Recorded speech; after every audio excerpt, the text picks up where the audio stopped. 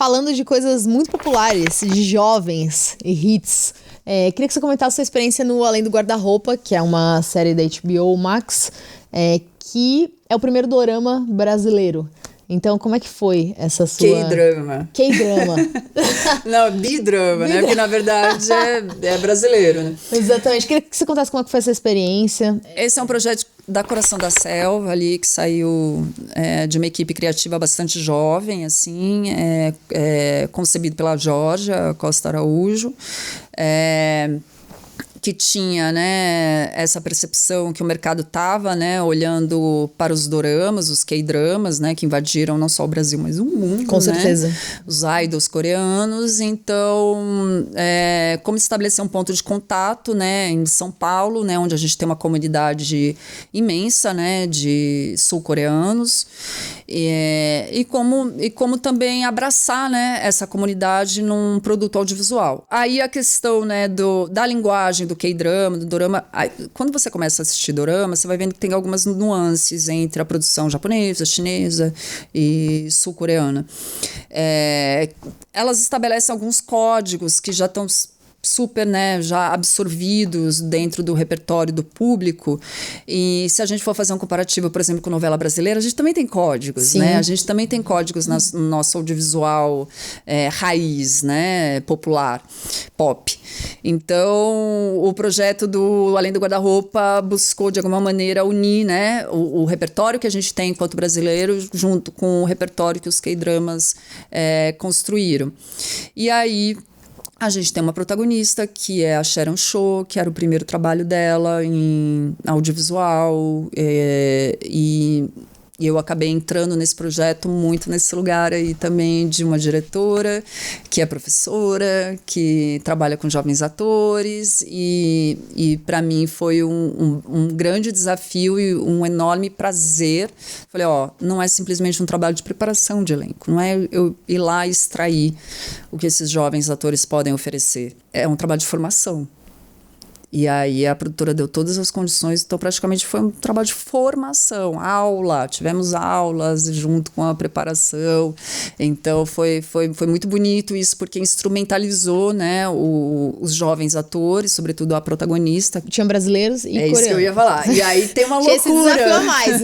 Nesse projeto que eu falava, gente, isso não vai dar certo, isso é impossível. Mas enfim, a produtora bancou, apostou e deu super certo no fim, que foi trazer atores coreanos, idols, né? O Kim Woo-jin é um idol mesmo, ele era do Stray Kids e tal, enfim, aquelas confusões do universo do K-pop, que eu nem entendo direito, né? As confusões deles, né? De fanfic, de um monte de coisa. E os outros atores que eram, um era muito de teatro e tal, mas eles não falavam português. Então imagina um set onde você tem atores jovens falando coreano e atores brasileiros nos seus primeiros trabalhos, e eles precisam contracenar, e eles precisam se conectar, e eles não falam a mesma língua, e como é que isso vai ser? Então aí tem a bênção, né, da disponibilidade da juventude, né, de se abrir, de se jogar, né, nas experiências. Os meninos vieram para o Brasil, alguns deles era a primeira vez, então todo o choque cultural, né, desse encontro de sul-coreanos com brasileiros. A magia das primeiras vezes, né, eu sou muito atenta a isso, né.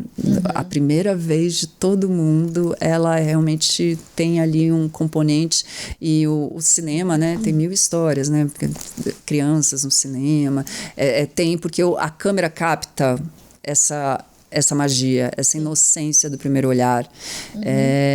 Isso é extremamente precioso, porque revela uma vulnerabilidade que é, encantadora, né?